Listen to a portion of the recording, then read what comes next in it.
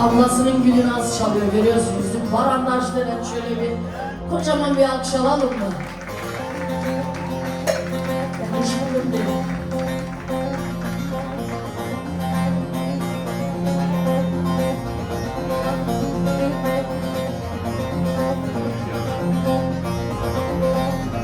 Gürcan Bey çok sağ olun.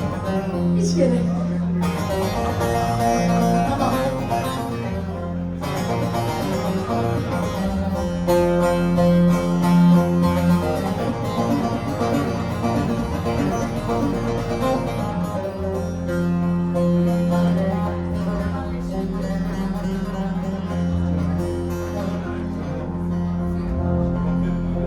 Gönül sarayımı yıktın sonunda.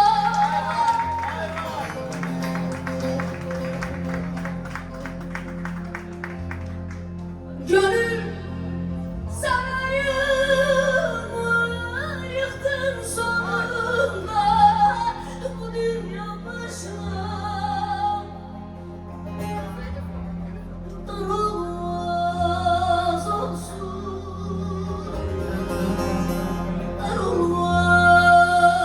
Darılmaz olsun.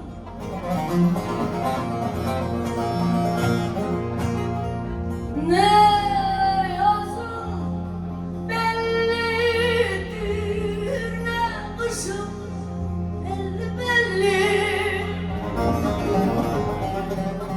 Zamansız yağmurun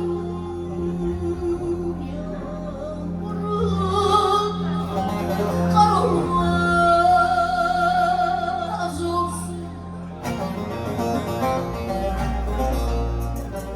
Ne yazın bellidir, ne kışım belli belli. Zamansız yağmurun kar olmaz olsun.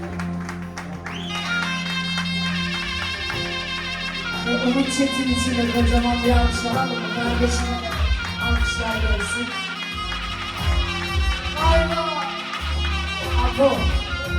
Zümrüt sahnesi çok teşekkür ederim. Sağ ol ablacığım.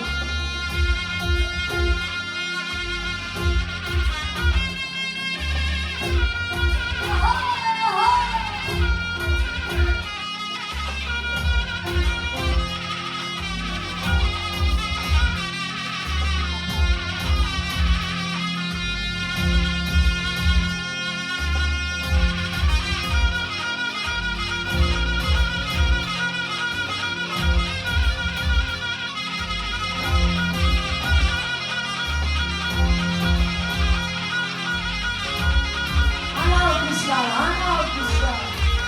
Ayva!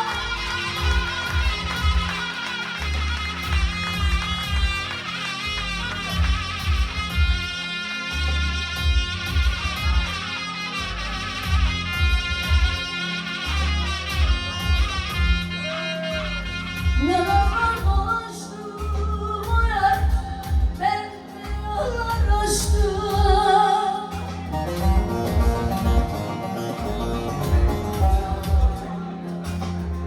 Denizler geçtim, gönül var ki.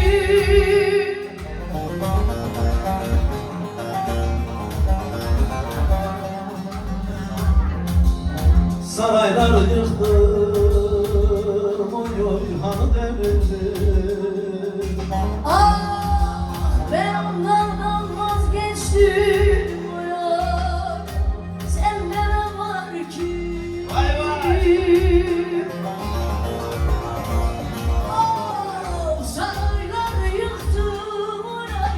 Ben ona devirdim ona. Nelerden vazgeçtim oy oy oy oy. Sende ne var ki oy oy.